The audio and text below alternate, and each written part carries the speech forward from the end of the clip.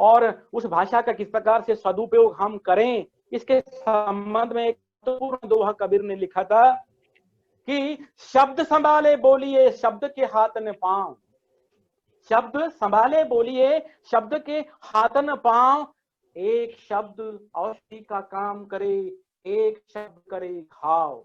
यानी हमें कभी भी दूसरों के साथ वार्तालाप करते समय बहुत ही सोच विचार करके शब्दों का प्रयोग करना चाहिए। एक शब्द औषधि का काम कर सकता है, तो यदि वही शब्द हमने गलत ढंग से प्रयोग किया तो वह उस पर घाव है। यह था कि हिंदी भाषा के विकास कबीरदास का काफी महत्वपूर्ण रोल रहा है, महत्वपूर्ण भूमिका रही है। आज भी लिखो अपढ़ हो, इसने पाठशाला के दर्शन भी नहीं किए, उस व्यक्ति को भी आज कबीर के दोहे मुखोद्गत हैं। यानी हिंदी को पहुंचाने का महत्वपूर्ण काम हिंदी साहित्य में भक्ति काल की इस महान रचनाकार महात्मा कबीर ने किया है। मैं जरा आपको समय के अभाव के कारण जरा जल्दी जल्दी निपट रहा हूं, आगे ले रहा हूं। रीति काल के एक महान कवि हुए रहीम, वो नवरत्नों में से एक माने जाते थे। उन्होंने भी अनेक सूक्तियां दोहे पद लिखे हैं। उनके दोहे भी जीवन में अनेक प्रकार की हमें अच्छी अच्छी सीख देने वाले महसूस होते हैं। उनका एक ही दोहा मैं आपको सुनाता हूं, वो भी बहुत ही सार्थक दोहा है। रहीम कहते हैं, रहीमन धागा प्रेम का मत तोड़ो चटकाए, रहीमन धागा प्रेम का मत तोड़ो चटकाए, टूटे सु फिर ना मिले, मिले सु गांठ पड़ जाए। रहीमदास जी कहते हैं इस दोहे के माध्यम से कि मित्रों, जहां तक हो सके मनुष्य को आपस में प्रेम से रहना चाहिए। प्रेम खुदा का दिया हुआ मनुष्य को सबसे श्रेष्ठ वरदान है। और यदि प्रेम का जो धागा है बहुत ही नाजुक है, रिश्ते बहुत नाजुक हैं, उसको संभाल कर रखना चाहिए। जहां तक हो सके उतना उसमें कोई गांठ न पड़े, ऐसा व्यवहार हमें आपस में करना चाहिए। रहीमन धागा प्रेम का मत तोड़ो चटकाए, टूटे सु फिर ना मिले। एक बार यदि हमारे आपसी संबंध में कोई खटास आ गई, कोई दूरियां बढ़ गई, तो फिर बाद में हम आपस में पहले जैसे नहीं मिल सकते। इसलिए मिले सु गांठ पड़ जाए, यह कहने वाले रहीम भी, इन्होंने भी हिंदी भाषा के विकास में अपनी महत्वपूर्ण भूमिका अदा की है। मित्रों, वैसे एक से बढ़कर एक साहित्यकारों ने तो हिंदी की सेवा की। मैं चंद रचनाकारों की रचनाओं का जिक्र अपने सामने कर रहा हूं। सीधे मैं आपको ले चलता हूं आधुनिक काल में। आधुनिक काल में तो वैसे एक से बढ़कर एक, जैसे कि माधवी वर्मा है, प्रेमचंद है, यशपाल है, महाप्राण निराला है, जयशंकर प्रसाद है, महावीर प्रसाद द्विवेदी हैं।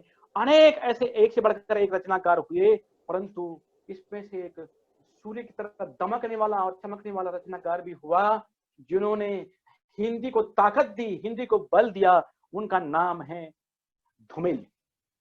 धूमिल की एक बहुत ही विश्वविख्यात ऐसी कविता है, रोटी और संसद। वैसे ये 4-5 पंक्ति की कविता है, परंतु वर्तमान काल पर सटीक लागू होती है। रोटी और संसद नामक इस कविता में उन्होंने जो विचार व्यक्त किए हैं, आज के लोकतंत्र का पर्दाफाश करने वाली यह रचना है। वो कहते हैं, एक आदमी रोटी बेलता है, एक आदमी रोटी बेलता है, दूसरा आदमी रोटी खाता है, एक तीसरा आदमी भी है जो ना रोटी बेलता है ना रोटी खाता है, वह रोटियों के साथ खेल खेलता है। मैं पूछता हूं यह तीसरा आदमी कौन है? मेरे देश की संसद मौन है। यानी इस छोटी की कविता के माध्यम से ही धूमिल ने बहुत कुछ कहने का प्रयत्न किया है। वर्तमान लोकतंत्र जिसमें शिष्टाचार के बजाय भ्रष्टाचार आ गया, किस प्रकार से ये जननेता जो जनता के सेवक होने चाहिए थे, वो रोटियों के साथ कैसे खेल खेलने लगे, गरीबों के जीवन के साथ कैसे खेल खेलने लगे, इसका सार्थक चित्रण इस रोटी और संसद नामक कविता में धूमिल जी ने किया है। मित्रों, उसके आगे थोड़ा मैं आपको लिए चलता हूं। दुष्यंत कुमार नामक एक विख्यात शायर और कवि आधुनिक काल में हुए। वैसे उन्होंने एक से बढ़कर एक शेर लिखे हैं, परंतु उनके 2 शेरों का ही मैं जिक्र आपके साथ करने वाला हूं। वे कहते हैं, कौन कहता है आकाश में छेद नहीं हो सकता, एक पत्थर तो जरा तबीयत से उछालो यारो, मेरे सीने में ना सही तो तेरे सीने में सही, आग जरूर कहीं भी हो वह आग जरूर जलनी चाहिए। यानी वर्तमान स्थिति, वर्तमान परिस्थिति के जो गंभीर प्रश्न हैं, उन प्रश्नों को दुष्यंत कुमार जी ने भी अपने शेरों के माध्यम से, अपने कविताओं के माध्यम से, हिंदी के माध्यम से स्पष्ट करने का प्रयत्न किया है। और मार्क्सवादी कवि मुक्तिबोध मुझे याद आते हैं। जब हिंदी की चर्चा हो और उसमें मुक्तिबोध का उल्लेख न हो, यह कैसे हो सकता है। गजानन माधव मुक्तिबोध ये विदर्भ के नागपुर विश्वविद्यालय से पढ़े लिखे और बाद में एक महान कवि हुए। उन्होंने बहुत ही सुंदर कहा एक जगह, जो बेहतर है, जो है उससे बेहतर चाहिए, सारी दुनिया साफ करने के लिए एक मेहतर चाहिए, वो मेहतर तो मैं हो नहीं सकता, तो मेरा अंत कहता है कोई काम छोटा नहीं बशर्ते आदमी खड़ा हो। क्या जो है उससे बेहतर चाहिए, सारी दुनिया साफ करने के लिए एक मेहतर चाहिए, वो मेहतर तो मैं हो नहीं सकता, किंतु मेरा अंतर्मन कहता है कोई काम छोटा नहीं बशर्ते आदमी खड़ा हो। मित्रों, यानी अमीर खुसरो, कबीर, रहीम, धूमिल, दुष्यंत कुमार तथा इसके साथ ही साथ हिंदी साहित्य के, कथा साहित्य के महान लेखक प्रेमचंद आदि महानुभावों ने हिंदी के विकास में अपना महत्वपूर्ण योगदान दिया और इसके विकास के बलबूते पर ही हिंदी भारत देश की राष्ट्रभाषा और राजभाषा बनी। इन्हें 14 सितंबर 1949 को भारतीय संविधान सभा के सम्माननीय अध्यक्ष तथा सभी सदस्यों ने यह स्वीकार किया कि हिंदी ही भारत देश की राष्ट्रभाषा और राजभाषा हो सकती है। जरा हम आजादी की जंग को याद करें तब हमें पता चलता है कि आजादी के आंदोलन के साथ हिंदी का रिश्ता बहुत पक्का है। भारत में अंग्रेज साधारणतः 18वीं शताब्दी में आ जाते हैं और 18वीं शताब्दी में आने के बाद वो पहले तो वो व्यापारी बनकर आए और धीरे धीरे उन्होंने सल्तनत पूरी काबिज कर ली और यहाँ की जनता का वे शोषण करने लगे। तब भारतवासियों के समझ में आ गया कि ये व्यापारी नहीं है बल्कि ये तो शोषक हैं, दुश्मन हैं। तब नरम दल और गरम दल, ये दो प्रकार के जो दल निर्माण हुए थे जन आंदोलन के, उसमें गरम दल के जो सेनानी थे भगत सिंह, राजगुरु, सुखदेव, अशफाक उल्लाह खां, खुदीराम बोस, महाराष्ट्र से तात्या साहेब बलवंत फड़के, बंगाल से जो युवक आए, तमिलनाडु से जो युवक आए, उन सभी युवकों को, उन सभी क्रांतिकारकों को एक सूत्र में जोड़ने का काम हिंदी भाषा ने किया है। इसलिए आजादी की लड़ाई में हिंदी भाषा की भूमिका भी उतनी ही महत्वपूर्ण रही है जितने हमारे शूरवीर जाबाज सैनिकों ने अंग्रेजों के खिलाफ अपनी जान की बाजी लगा दी थी। और जब देश स्वतंत्र हुआ, यानी 15 अगस्त 1947 को जब देश स्वतंत्र हुआ और भारतीय संविधान की जब निर्मित होने लगी, तब भारतीय संविधान ने हिंदी को राष्ट्रभाषा का दर्जा दिया।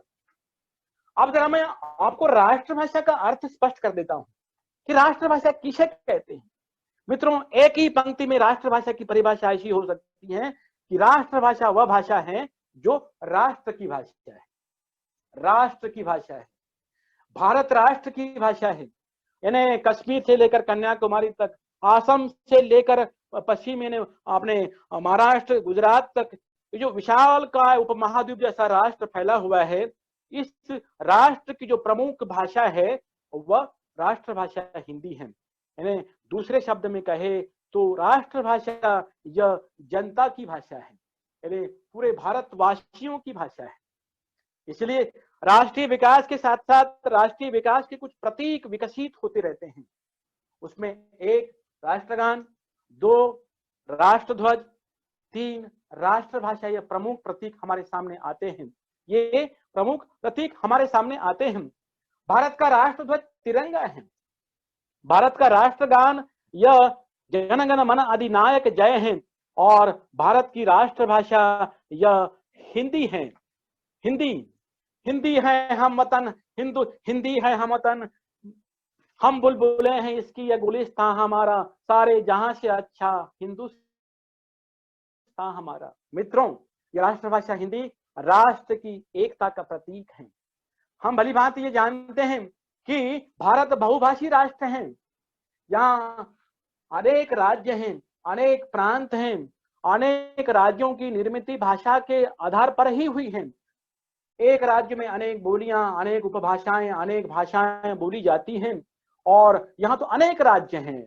फिर उन सभी राज्यों के जन सामान्य लोगों को एक सूत्र में बांधने का काम राष्ट्रभाषा हिंदी करती है। राष्ट्रभाषा हिंदी अपनी प्रांतीय भाषाओं को एक साथ लेकर उनका विकास करते करते खुद का विकास करती हैं और खुद का विकास कर वह राष्ट्र की एकता की कड़ी बनती है। महात्मा गांधी जी ने राष्ट्रभाषा की कुछ विशेषताएं स्पष्ट की थी कि राष्ट्रभाषा हिंदी को यदि हमें राष्ट्रभाषा के रूप में स्वीकार करना है, और स्वीकार जब बाद में किया गया तब उसकी विशेषताएं इस प्रकार की स्पष्ट की थी। उसमें प्रथम विशेषता यह थी कि राष्ट्रभाषा अधिकतर लोगों द्वारा बोली और समझी जाए। दूसरी विशेषता यह थी कि वह अमलदारों के लिए भाषा सरल हो। तीसरी विशेषता महात्मा गांधी जी ने राष्ट्रभाषा के संबंध में इस प्रकार से स्पष्ट की थी कि उस भाषा के द्वारा भारतवर्ष का धार्मिक, आर्थिक, राजकीय व्यवहार हो। चौथी विशेषता उन्होंने स्पष्ट की थी कि राष्ट्रभाषा में उच्च कोटि का साहित्य लिखा हुआ हो। और पांचवी विशेषता उन्होंने स्पष्ट की थी राष्ट्रभाषा की विशेषता के रूप में कि राष्ट्रभाषा को सभी धर्म के लोग बोलते हो। और छठी विशेषता स्पष्ट की थी कि वह भारतीय संस्कृति के साथ जुड़ी हुई हो। यानी ये जितनी सारी जो विशेषताएं महात्मा गांधी जी ने राष्ट्रभाषा की विशेषताओं के रूप में स्पष्ट की थी कि अधिकतर लोग बोली और समझी जाएं। मित्रों, हिंदी ये भाषा ऐसी भाषा है, राष्ट्रभाषा, जो भारत देश के अधिकतर लोगों द्वारा बोली और समझी जाती है। यह अमलदारों के लिए बहुत ही सरल और सहज भाषा है। इस भाषा में भारतवर्ष का धार्मिक, आर्थिक और राजकीय व्यवहार होता है। और खास बात यह है राष्ट्रभाषा हिंदी की कि पूरे जगत का आप साहित्य खंगालिए, ढूंढिए, उसमें हिंदी का साहित्य सर्वोच्च उच्च कोटि का साहित्य है, यह स्पष्ट हो जाएगा। मैं खाली दो ग्रंथों का जिक्र आपके सामने करूंगा कि रामचरितमानस, जिसके लेखक, जिसके कवि तुलसीदास हैं, जिसके निर्माता तुलसीदास हैं। रामचरितमानस और प्रेमचंद द्वारा लिखित महान उपन्यास गोदान, ये दो रचनाएं ऐसी हैं जो विश्व की उच्च कोटि की रचनाएं मानी जाती हैं। इसके साथ साथ बाकी के रचनाकारों ने भी उच्च कोटि का साहित्य लिखा है। इसीलिए राष्ट्रभाषा हिंदी में उच्च कोटि का है। खास विशेषता यह है हिंदी की कि हिंदी को सभी धर्म के लोग बोलते हैं। हिंदू हो, इस्लाम धर्म के हो, बौद्ध धर्म के हो, ईसाई धर्म के हो, या फिर सिख धर्म के हो, या इसके अलावा जो दूसरे धर्म के लोग हैं, सभी धर्म के लोग हिंदी बोलते हैं, हिंदी समझते हैं, हिंदी को अपने आपसी व्यवहार में प्रयोग में लाते हैं। और खास विशेषता है क्योंकि भारत की संस्कृति पूरी दुनिया में महान समझी जाती है। उसकी एक वजह यह भी है मित्रों कि भारतीय संस्कृति और सभ्यता के साथ हिंदी भाषा यह जुड़ी हुई है। इसलिए हिंदी भाषा भारत देश की राष्ट्रभाषा और राजभाषा है। विद्यार्थी मित्रों तथा प्राध्यापक मित्रों, पूरे संसार में हर एक उन्नत जो राष्ट्र हैं, उन उन्नत राष्ट्रों ने राष्ट्रभाषा को विशेष महत्व दिया है। अमेरिका हो, रूस हो, जापान हो, जर्मनी हो, फ्रांस हो, इंग्लैंड हो, चीन हो, इन राष्ट्रों ने उन्नति किस प्रकार से की? इसकी एकमात्र वजह यह रही कि उन राष्ट्रों ने अपने ही राष्ट्र की एक उन्नत भाषा के रूप में स्वीकार किया और बाद में वो राष्ट्रभाषा ही राजभाषा बनी। इसलिए इन राष्ट्रों ने बहुत ही जल्द गति से अपनी उन्नति कर ली। हमें भी इस बात को स्वीकार करना चाहिए। हमें भी इसी बात को स्वीकार करना चाहिए कि भारतीय संविधान सभा ने जब राष्ट्रभाषा के रूप में हिंदी भाषा को राष्ट्रभाषा और राजभाषा के रूप में स्वीकार किया है, तो यदि हमें उन्नत राष्ट्र बनना है तो हमारे देश की जो सबसे बड़ी पंचायत है संसद, उस संसद में राज्यसभा और लोकसभा जो दो सभागृह होते हैं, उन दोनों सभागृह की कार्यवाही भारत की जनता की जो भाषा है, जो जन जन की भाषा हिंदी है, उस हिंदी भाषा में वहां की कार्यवाही होनी चाहिए। हमारा देश का वित्त मंत्री यदि वो अंग्रेजी में बोलता है तो किसान को क्या खाक समझ में आएगा, मजदूर को क्या खाक समझ में आएगा, सामान्य व्यक्ति, सामान्य दुकानदार को क्या खाक समझ में आएगा कि वो क्या बोल रहा है।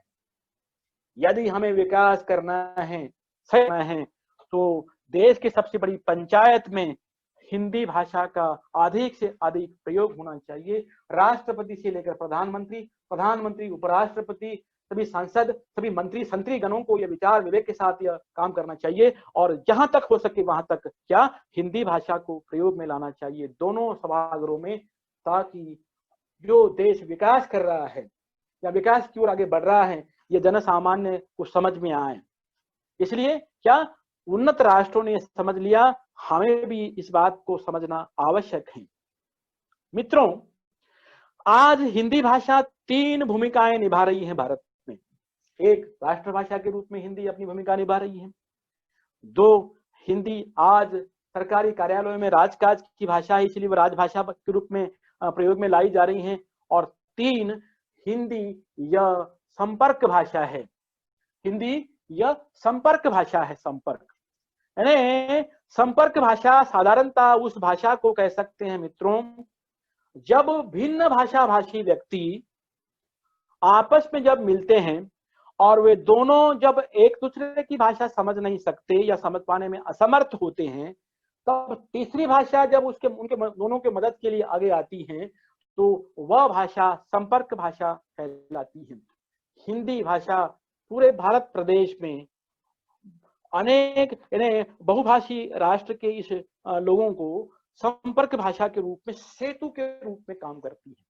संपर्क का अर्थ ही है जोड़ना, यानी जब 2 भिन्न भाषा भाषी, जैसे कि हम महाराष्ट्र के लोग हैं और किसी काम से यानी पढ़ाई करने हेतु या शिक्षा प्राप्त करने हेतु, व्यापार से, राजकीय काम से या सांस्कृतिक आदान प्रदान हेतु हम तमिलनाडु गए। तमिलनाडु जाने के बाद हम वहां की तमिल भाषा समझ नहीं पाती और तमिलनाडु का व्यक्ति मराठी भाषा समझ नहीं पाता, तब हम दोनों के बीच संपर्क भाषा के रूप में हिंदी भाषा सामने आती है और दोनों के बीच संवाद स्थापित करने के लिए वह मदद करती है। भारत में कश्मीर में कश्मीर बोली जाती है, गुजरात में गुजराती बोली जाती है, महाराष्ट्र में महाराष्ट्र की मराठी भाषा बोली जाती है, कर्नाटक में कन्नड़ बोली जाती है, केरल में मलयालम बोली जाती है, तमिल बोली जाती है, आंध्र प्रदेश, तेलंगाना में तेलुगु भाषा बोली जाती है, उड़ीसा में उड़िया भाषा बोली जाती है, पश्चिम बंगाल में बंगाली भाषा बोली जाती है और पूर्वोत्तर राज्य में यानी असम में असमी भाषा बोली जाती है। ये तो स्पष्ट है कि इतनी सारी भाषाएं हमें अवगत करना कठिन काम है। हालांकि भाषा वैज्ञानिकों ने, विद्वानों ने यह कहा था कि हमें हमारे प्रदेश की भाषा को छोड़कर दूसरे किसी 2 प्रदेशों की भाषाओं को सीखना चाहिए, ताकि ज्ञान के रूप में आदान प्रदान हो सके, संस्कृति का आदान प्रदान हो सके, धार्मिक आदान प्रदान हो सके, सांस्कृतिक आदान प्रदान हो सके। हमें ये कहते हुए गर्व अनुभव होता है कि भारत की पूर्व प्रधानमंत्री जी इंदिरा गांधी जी को अनेक भाषाएं अवगत थी, साथ ही साथ पी नरसिम्हा राव जी को भी अनेक भाषाएं अवगत थी। ये उनको स्वाभाविक रूप से ये भाषाएं अवगत थी, लगभग 11 भाषाएं उनको आती थी। इसलिए संपर्क भाषा के रूप में भी हिंदी पूरे भारत प्रदेश में आज काम करती है। मित्रों, हिंदी भाषा को जन जन तक पहुंचाने में साहित्यकारों के साथ साथ, क्रांतिकारकों के साथ साथ दूरदर्शन ने भी अपनी अहम भूमिका अदा की है। जब से यह दूरदर्शन भारत में आया, उसके साथ हिंदी सुबह से लेकर सायंकाल तक जुड़ी हुई रहती है। फिर सीरियल हो, धारावाहिक हो, फिल्म हो या कोई कार्यक्रम हो, उन सभी कार्यक्रमों के लिए हिंदी भाषा का ही, सरल हिंदी का ही प्रयोग किया जाता है। भारत के दूर दराज यानी कोने कोने में जहां जहां तक दूरदर्शन पहुंचा हुआ है, वहां वहां तक यह हिंदी पहुंची है। यानी हिंदी को कोने कोने में पहुंचाने में भी दूरदर्शन का अहम योगदान है, इसको भी हमें भूलना नहीं चाहिए। इसके साथ ही फिल्मी गानों ने और हिंदी फिल्मों ने भी भारत के कोने कोने में हिंदी भाषा को पहुंचाने में अहम भूमिका अदा की है। मुझे आज भी वो काबुली वाला फिल्म का गाना याद आता है, ए मेरे प्यारे वतन, ए मेरे दिल के चमन, दिल तुझ पे कुर्बान है, तू ही मेरी आरजू, तू ही मेरी आबरू, तू ही मेरी। आओ बच्चों तुम्हें दिखाएं झांकी हिंदुस्तान की, इस मिट्टी को तिलक करो, ये धरती है भगवान की, ये धरती है बलिदान की। वंदे मातरम, वंदे मातरम। कदम कदम बढ़ाए जा, खुशी के गीत गाए जा, ये जिंदगी है कौम की, तू कौम पे लुटाए जा। यानी इतने फिल्मी अच्छे अच्छे फिल्मी गानों ने आज भी हमारे स्मृति पटल पर आते हैं। लगता है कि हिंदी को अमर करने में, हिंदी को जन जन तक पहुंचाने में फिल्मी गानों ने भी अहम भूमिका अदा की है मित्रों। साथ ही भारत में अनेक धर्मों के तीर्थ स्थल हैं और हर साल उन तीर्थ स्थलों की यात्राएं होती हैं, जैसे कि चार धाम है, इलाहाबाद है, काशी है, मथुरा है, गया है, वृंदावन है, द्वारका है, शिरडी के साईं बाबा है, महाराष्ट्र की तुलजा भवानी है, तो अब उसके बाद अपने माहौर की माहौरगढ़ की देवी हैं, या फिर उड़ीसा की जो जगन्नाथ मंदिर है, या फिर तमिलनाडु में, आंध्र प्रदेश में जो अपने बालाजी मंदिर हैं। ये जो मंदिर हैं या ये तीर्थ स्थल हैं, यहाँ भारत से और भारत के बाहर से भी तीर्थ यात्री आते हैं। उन तीर्थ यात्रियों को उस प्रदेश की भाषा नहीं आती। साधारण के रूप में बालाजी गए तो बालाजी वहाँ साधारणतः तेलुगु या तमिल भाषा बोली जाती है, तो हम तेलुगु भाषा समझ नहीं पाते और वहाँ के लोग हमारी भाषा समझ नहीं पाते। तब हमें आपस में आपसी व्यवहार करने के लिए, मदद करने के लिए हिंदी सामने आती है संपर्क भाषा के रूप में। यानी जहां जहां तीर्थ स्थान है उसके साथ साथ पुष्कर का मेला है, या राजस्थान का जो अजमेर है, दरगाह अजमेर, वहां पर भी हिंदू मुसलमान भाई तादाद में आते हैं। वे आपस में जिस भाषा का प्रयोग करते हैं वह राष्ट्रभाषा हिंदी है, राजभाषा हिंदी है मित्रों। आज हिंदी साहित्य की भाषा ही नहीं रही, बल्कि साहित्य की भाषा के साथ साथ आज वह व्यापार और वाणिज्य की भाषा बन गई, आज वह कार्यालय की भाषा बन गई। आज हिंदी का प्रयोग तकनीकी हिंदी के रूप में भी किया जाने लगा। आज हिंदी साहित्य के साथ साथ समाजशास्त्र, राज्यशास्त्र, भूगोल, यानी जो जितने शास्त्र हैं उन शास्त्रों की शास्त्रीय भाषा भी हिंदी हो गई मित्रों। और इसके साथ ही साथ हिंदी जनसंचार माध्यमों के लिए आज प्रयुक्त होने लगी है। जनसंचार के जितने माध्यम हैं, दूरदर्शन हो, टेलीफोन हो, समाचार पत्र हो, समाचार पत्रिकाएं हो, या इसके अतिरिक्त पम्पलेट हो या लाउड स्पीकर हो, जितने भी परंपरागत या आधुनिक जनसंचार माध्यम हैं, उन जनसंचार माध्यमों के लिए आज हिंदी भाषा बखूबी रूप से प्रयोग में लाई जा रही है। कहने का तात्पर्य है यह है कि हिंदी आज सर्वांगीण हो गई है, सर्वगुण संपन्न हो गई है, आज कंप्यूटर के लिए भी प्रयोग में लाई जा रही है। पहले पहले लोग कह रहे थे कि हिंदी भाषा का कंप्यूटर में उतना प्रयोग नहीं होगा, लेकिन ये बात खोखली साबित हुई और आज हिंदी ने यह साबित करके दे दिया कि केवल हिंदी साहित्य की भाषा नहीं, बल्कि हिंदी तकनीकी हिंदी भी है, कार्यालयी हिंदी भी है, समाजशास्त्रीय हिंदी भी है, और साथ ही साथ जनसंचार माध्यमों के लिए भी वह प्रयोग में लाई जा रही है। कहने का तात्पर्य यह है मित्रों कि आज पूरे विश्व में जितनी भाषाएं बोली जाती हैं उन सभी में हिंदी बोलने की दृष्टि से, समझने की दृष्टि से तीसरे क्रमांक की ऐसी भाषा है जो पूरे विश्व में यह सबसे अधिक लोगों द्वारा बोली जाती है। भारत को छोड़कर मेरी जानकारी के अनुसार 165 ऐसे विश्वविद्यालय हैं विदेश में जहां हिंदी का अध्ययन और अध्यापन होता है, यानी उच्च शिक्षा के लिए। यानी अब वह दिन दूर नहीं कि अंतरराष्ट्रीय स्तर पर भी हिंदी अपना डंका बजाएगी, इसमें कोई दो राय नहीं। मित्रों, हिंदी तो प्रेम की भाषा है, हिंदी और प्रेम का अटूट संबंध है। आज के इस कार्यक्रम के बहाने मैं एक प्रेम का छोटा सा एक गीत सुनाना चाहता हूं आपको, सुनिए। दूर जिस दिन से हम आपसे हो गए, कोई त्योहार हमने मनाया नहीं। दूर जिस दिन से हम आपसे हो गए, कोई त्योहार हमने मनाया नहीं, मानते हैं कि हम पास आए नहीं, आपने भी हमें तो बुलाया नहीं। मित्रों, प्रेम के आराध्य देव भगवान कृष्ण माने जाते हैं।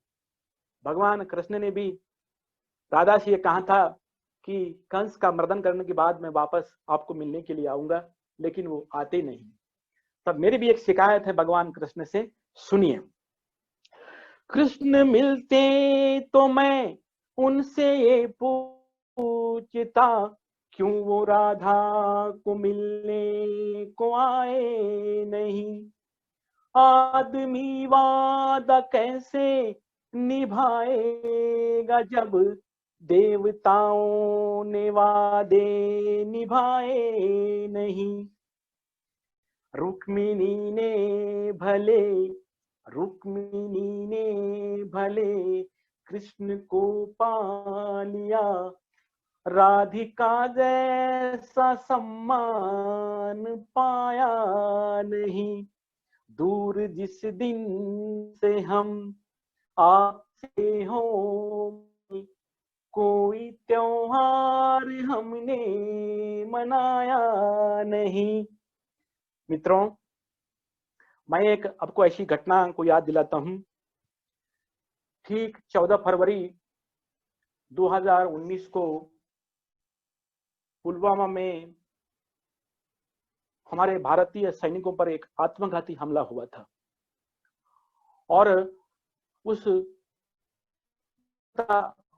आत्मघाती हमले में भारत के कुल 40 शूरवीर जाबाज सैनिक शहीद हुए थे। उसमें महाराष्ट्र के नितिन राठौड़ और बुलढाना जिले के संजय राजपूत भी शहीद हुए थे। दोनों भी विवाहित थे। जो सैनिक शहीद हुए उस आत्मघाती हमले में, उनमें से अधिकतर विवाहित थे। किन्हीं के विवाह को होकर 4 महीने, किन्हीं के विवाह को 6 महीने हुए थे, किन्हीं की 4 साल की बेटी थी, किन्हीं की 6 महीने की बेटी थी। जब यह खबर पहुंची उनके घर, तब उनकी पत्नियों की दशा क्या हुई, इसके संबंध में उस समय एक हिंदी में गीत लिखा गया था। गीत बहुत ही कारुणिक है। हिंदी प्रेम की भाषा है, वैसे हिंदी करुण गीत भी हैं। इसको मैं आपके सामने स्पष्ट करना चाहता हूं। यह गीत 14 फरवरी 2019 को जब पुलवामा में आत्मघाती हमला हुआ था हमारे सैनिकों के ऊपर, उसके बाद लिखा गया था। सुनिए। वो दुनिया जो एक धमाके से पल भर में सिहर गई थी, पायल चूड़ी की वो खन खन एक खबर से बिखर गई थी। प्यार भरे पल जिसको टीवी वाले सबको दिखा रहे हैं, जब सारा जग भूलेगा क्या, जब सारा जग भूलेगा क्या, क्या तुम उसको याद रखोगे, क्या तुम उसको याद रखोगे, बोलो उसको याद रखोगे। पहला बंद है, सुनिए। मित्रों, ये तो स्पष्ट है कि हमने भले ही विकास कर लिया हो, पर यह सत्य है कि आज भी समाज में विधवाओं की स्थिति काफी दयनीय है, चाहे फिर वह सामान्य विधवा हो चाहे शहीद की विधवा हो। सुनिए पहला बंद। भीड़ भरी है जो आंगन में एक रोज सब छट जाएगी, सिर्फ देहरी सिसक सिसक कर संग मेरे पीड़ा गाएगी। मान अशुभ इस धवल वस्त्र को, मान अशुभ इस धवल वस्त्र को, कौन मुझे देगा आमंत्रण। जिस घर को बनना बाकी था उसमें चीखूंगी मैं क्षण क्षण। मेरी नन्ही सी दुनिया की, मेरी नन्ही सी दुनिया की, जिसकी चमक जो मैंने तुमसे सीखी। दूर सितारों के मेले में क्या उसे आबाद रखोगे? बोलो उसको याद रखोगे? क्या तुम उसको याद रखोगे? बोलो उसको याद रखोगे? दूसरा बंद। आज शहादत परस रहे जो वो अखबार पर आए होंगे। आज शहादत परस रहे जो वो अखबार पर आए होंगे। देशद्रोह अपराधों वाली खबरों से कल छाए होंगे। कहीं बेटियां बेची जाए, कहीं कोई बेचेगा सरहद। चंद सिक्कों के खातिर ये सब पार करेंगे अपनी हर हद। आजादी की असमत को जब, आजादी की असमत को जब ये तार तार कर देंगे, ये सब तार तार कर देंगे। तब तुम बोलो कुर्बानी से, तब तुम अपनी कुर्बानी से क्या उसकी मर्याद रखोगे? बोलो उसको याद रखोगे? क्या तुम उसको याद रखोगे? बोलो उसको याद रखोगे? अंतिम बंद है। कामदेव वाली उंगली पर जब भाभी ने तिल देखा था, कामदेव वाली उंगली पर जब भाभी ने तिल देखा था। प्रिय तुम्हारे उसी तर्जनी पर विराट था दिल देखा था। दिल ऐसा जो अपनों की खातिर मरना खूब पता है। दिल ऐसा जो अपनों की खातिर मरना खूब पता है। जब जब वर्दी को छू कर मैं, जब जब वर्दी को छू कर मैं सदा सुहागन का वर मांगू। तब तुम बोलो वापस आकर मेरे सिर पर हाथ रखोगे? बोलो उसको याद रखोगे? क्या तुम उसको याद रखोगे? बोलो उसको याद रखोगे? मित्रों, हिंदी एक ऐसी भाषा है, ऐसी जुबान है जिसको भक्ति काल के साहित्यकारों ने अपने साहित्य के माध्यम से, अपनी वाणी के माध्यम से अजर अमर कर दिया। मिराज के पद हो, सूरदास हो, तुलसीदास के पद हो, रैदास के पद हो। अब कैसे छूटे राम नाम रट लागी, प्रभु जी तुम चंदन हम पानी, रैदास ने कहा था। यानी ऐसी ये भाषा है, ऐसी ये मधुर वाणी है। हिंदी सुनने में बहुत ही मधुर है, सीखने में बहुत ही सरल है। हिंदी की जो लिपि है देवनागरी, वो पूर्ण वैज्ञानिक है, पूर्ण वैज्ञानिक है। इसलिए मैं अति संक्षेप में यही कहूंगा कि हमें गर्व है हिंदी पर, हमें नाज है हिंदी पर, हमें अभिमान है हिंदी पर कि हम हिंदी बोलते हैं, हिंदी सीखते हैं, हिंदी का अध्ययन अध्यापन करते हैं। आखिरी में बस मैं यही कहूंगा कि आज जो ये कॉन्वेंट स्कूल खुल रहे हैं जगह जगह पर, जैसे गाजर घास कहीं उगाती हैं, वैसे कॉन्वेंट अंग्रेजी के स्कूल, अंग्रेजी माध्यम के स्कूल खुल रहे हैं आज, जिससे कहीं तो भी गड़बड़ हो रही है। देश का विकास, ये तो स्पष्ट है, आप पढ़े लिखे लोग हैं सभी, देश का विकास कभी विदेशी भाषा से नहीं हो सकता। जिस भाषा ने, यानी अंग्रेजी भाषा ने हमारे देश पर 150 वर्षों तक जुल्मी शासन किया, उसी भाषा का यदि हम उपयोग करें सरकारी दफ्तरों में, कार्यालयों में या किसी सार्वजनिक स्थल पर, यह बहुत ही निंदनीय बात है, बहुत ही खेदजनक बात है। हम आज स्वतंत्र हो गए हैं, भारत आजाद राष्ट्र है, और पूरी दुनिया आप घूमकर चले आओ, आपको एक भी ऐसा राष्ट्र नहीं मिलेगा जहां उस राष्ट्र में किसी दूसरे राष्ट्र की भाषा को अपनाया जाता है, बोला जाता है। बड़े खेद से, बड़े दुख से मैं ये कह रहा हूं कि भारत देश को स्वतंत्र होकर आज 74 वर्ष हो गए, फिर भी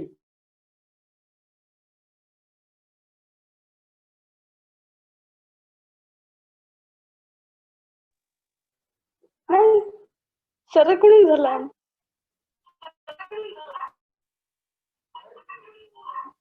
सर अपना माइक चालू कीजिए। हेलो राठौड़ सर, आपका माइक चालू कीजिए। राठौड़ सर, आपका माइक बंद हो गया है, कृपया माइक चालू कीजिए।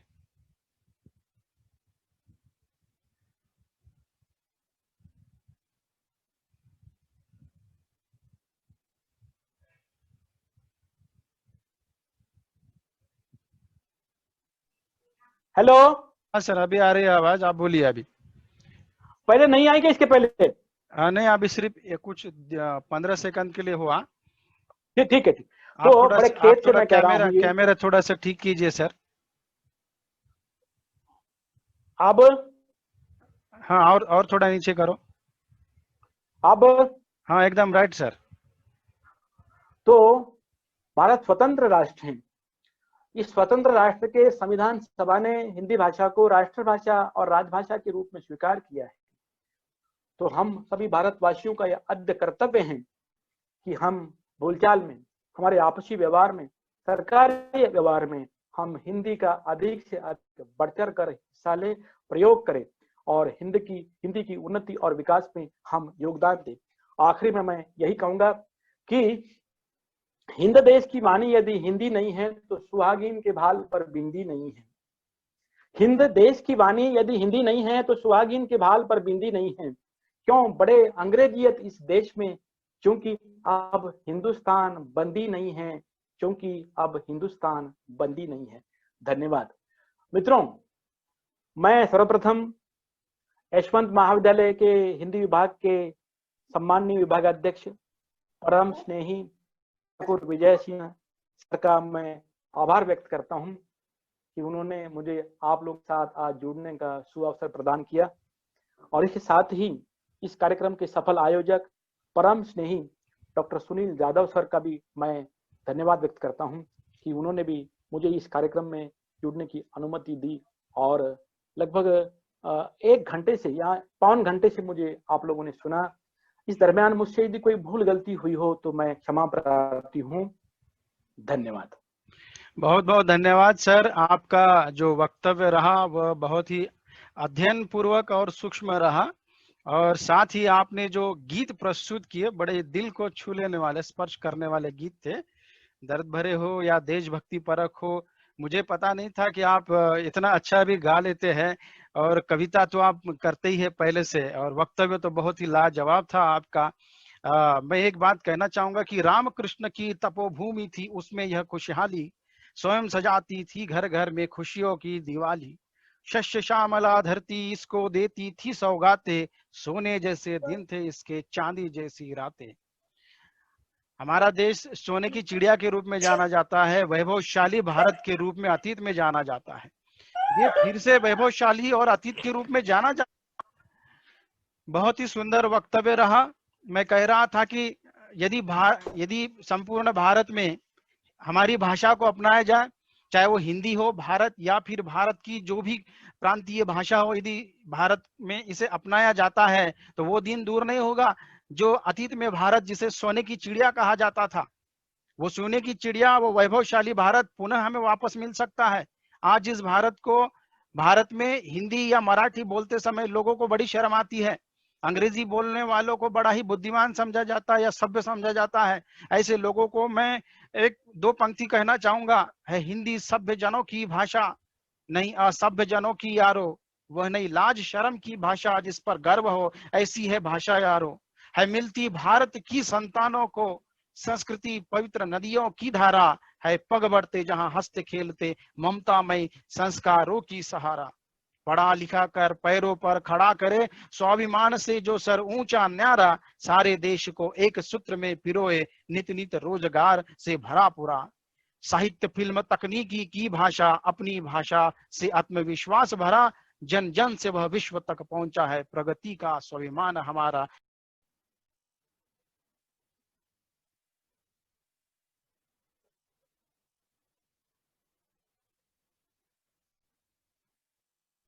मैं फिर से स्वागत करता हूं, किसी तकनीकी कठिनाई वश बंद हो गया था।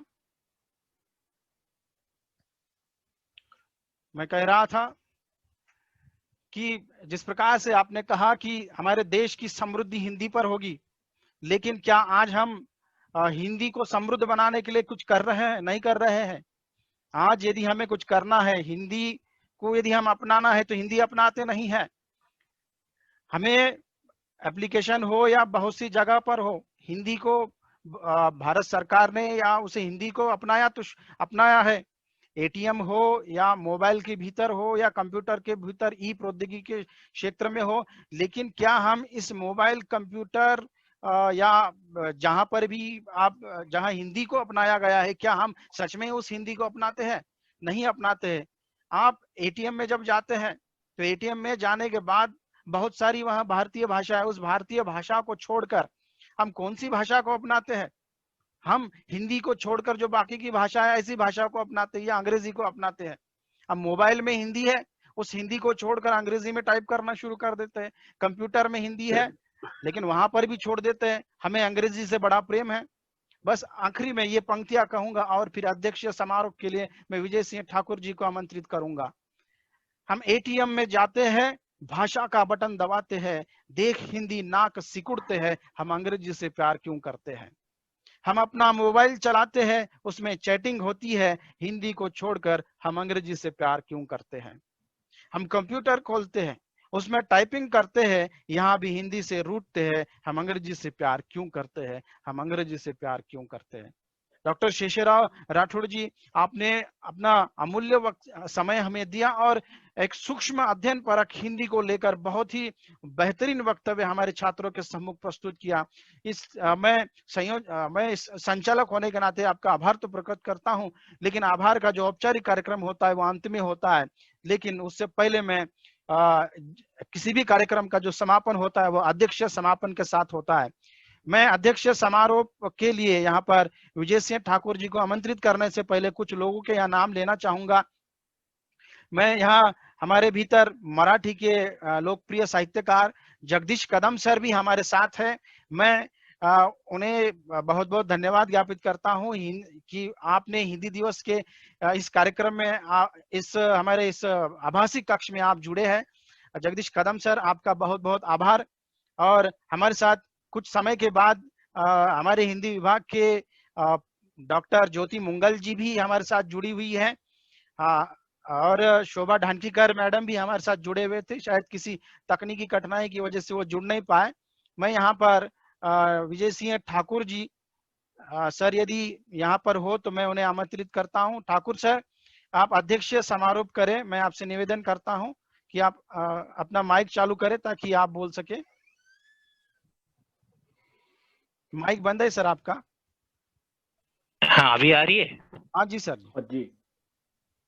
Hello hello. हाँ, आ रही है सर, आ रही है। आज के इस समारोह पर उपस्थित सभी मेरे प्रिय विद्यार्थी और जिनके वक्तव्य से हम लगभग 1-1.5 घंटे तक मंत्रमुग्ध हो चुके थे, हमारा सौभाग्य कि हम उनको बहुत ही अच्छी तरह से सुन सके। डॉक्टर शेषराव जी राठौर जी, जिन्होंने अपना अमूल्य समय देकर हमको लाभान्वित किया, और डॉक्टर इस समारोह में उपस्थित डॉक्टर जगदीश कदम जी, मराठी विभाग प्रमुख, हम बड़े साहित्यिक हैं नांदेड़ से मराठी के। डॉक्टर शोभा ढानकीकर हमारे विभाग से हैं। डॉक्टर ज्योति मुंगल जी, हमारे प्रिय छात्र मारुति गंगासागरे, हमारे सारे पुराने नए और इसी वर्ष से एडमिशन लिए विद्यार्थी भी बड़ी बारीकी से सुन रहे थे।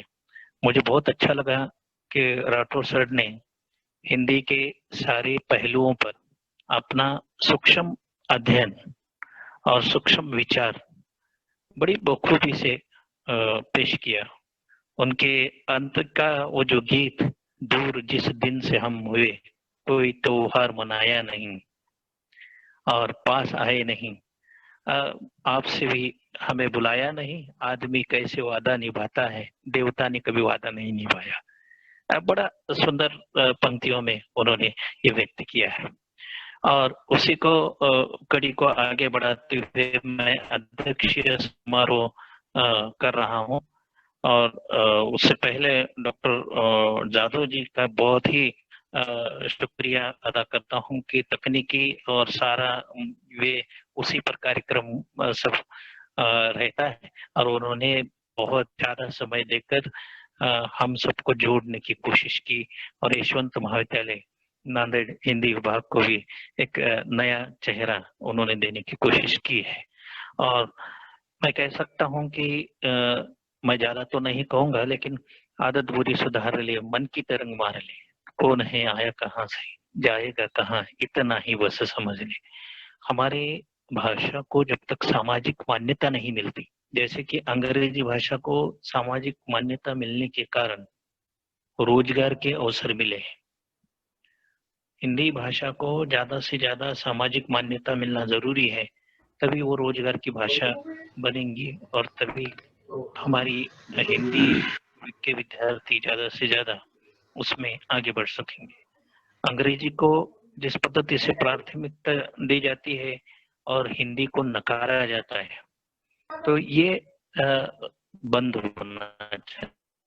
अपनी भाषा के लिए कमजोर है, जैसा डॉक्टर सुनील जी ने अपने वक्तव्य में एटीएम का उदाहरण दिया, बोलचाल का उदाहरण दिया, व्यवहारिक उदाहरण दिया, उसी प्रकार से डॉक्टर राठौर सर ने हर प्रसंगों में किस प्रकार से हिंदी भाषा को कमजोर हम समझते हैं और उसको आगे बढ़ाने की बात उन्होंने की है। तो ये शैक्षिक विचारधारा जब तक उसमें परिवर्तन नहीं होता, तब तक हम हमारी जो भाषा है वो सही सामाजिक मान्यता तक नहीं पहुंचा सकती। इसलिए हम बोल सकते हैं कि ऐसा मौसम हम कभी भूल नहीं सकते, और बंद विरोधी मुंह खोल नहीं सकता। इसलिए किसी भी देश की पहचान भाषा संस्कृति से होती है। 1953 से वर्धा से हिंदी दिवस मनाने की ये प्रथा शुरू हुई है, और एक लंबे अरसे से हम इस भाषा के पूरी आलोचनात्मक दृष्टिकोण से इसको आगे बढ़ाने की कोशिश कर रहे हैं। राठौर सर ने हमारे इस समारोह में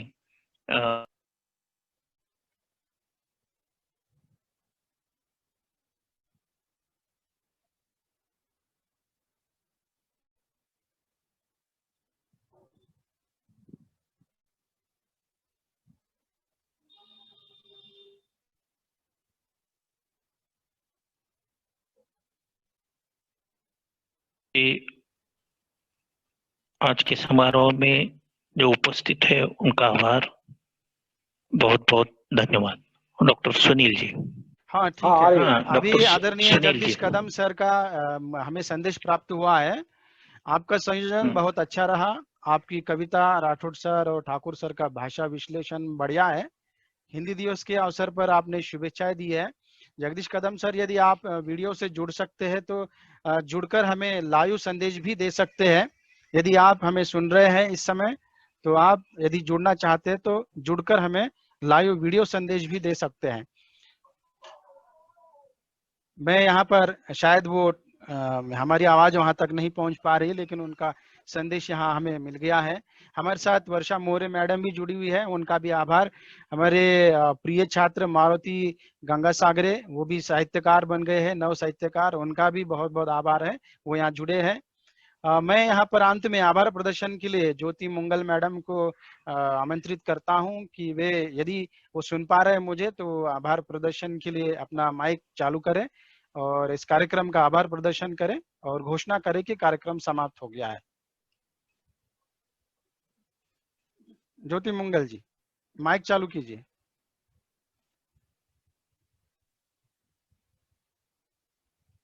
मैडम माइक चालू कीजिए, माइक, आपकी आवाज नहीं आ रही है। हाँ, हेलो, हाँ, अभी आ रही है आवाज, आप बोलिए। कार्यक्रम में प्रमुख वक्ता के रूप में जिन्होंने इतना अच्छा मार्गदर्शन किया, वे डॉक्टर शेषराव राठौड़ सर कि मैं बहुत बहुत ऋणी रहूंगी, और हिंदी विभाग की ओर से, हिंदी विभाग की ओर से उनका मैं धन्यवाद ज्ञापन करती हूँ। हमारे हिंदी विभाग के अध्यक्ष ठाकुर सर जी, जिन्होंने हमेशा इस तरह के कार्यक्रमों का जो आयोजन करते हैं और छात्रों और हम सभी हिंदी विभाग के सदस्यों को भी ऐसे कार्यक्रमों से लाभान्वित करते हैं, इसलिए मैं उनका भी विशेष तौर पर यहाँ पर आभार व्यक्त करती हूँ। और जिन्होंने इस कार्यक्रम का संचालन किया है और जो तांत्रिक रूप से सभी तकनीकी गतिविधियों को देखते हुए सुचारू रूप से अपना संचालन कर रहे हैं, और इतना अनमोल बीच बीच में उनके काव्य पंक्तियों का आस्वाद भी हमको करने के लिए अवसर दे रहे हैं, तो डॉक्टर सुनील जादव जी का भी मैं धन्यवाद ज्ञापन करती हूँ। साथ ही हमारे हिंदी विभाग के डॉक्टर शोभा धंधीकर मैडम और इसके अलावा मुरे मैडम, सभी का मैं धन्यवाद ज्ञापन करती हूँ। और मराठी के प्रमुख साहित्यकार मेरे गुरुवर्य डॉक्टर जगदीश कदम सर, वो भी इस कार्यक्रम से जुड़े रहे, इसलिए मैं उनका भी विशेष रूप से धन्यवाद ज्ञापन करती हूँ। सभी छात्रों और जो भी अध्यापक इसमें शामिल हुए, जुड़े और जिन्होंने इस कार्यक्रम का आस्वाद किया, उन सभी का मैं धन्यवाद ज्ञापन करती हूँ। और साथ ही ये कार्यक्रम यहीं पर समाप्त हुआ। धन्यवाद जी, नमस्कार। हम फिर से मिलते हैं। मैं ये कक्षा बंद कर रहा हूँ, सभागृह बंद कर रहा हूँ। तो बहुत बहुत धन्यवाद Rathore sir, Thakur sir, Jagdish Kadam sir, ज्योति मंगल मैडम, मारुति जी, वर्षा जी। तो ठीक है, हम फिर से दूसरे कार्यक्रम के साथ मिलते। तब तक के लिए नमस्कार। मैं बंद कर रहा हूँ, म्यूट कर रहा हूँ। ठीक है, नमस्कार राठौड़ सर, नमस्ते। नमस्कार राठौड़ सर, नमस्ते। नमस्कार।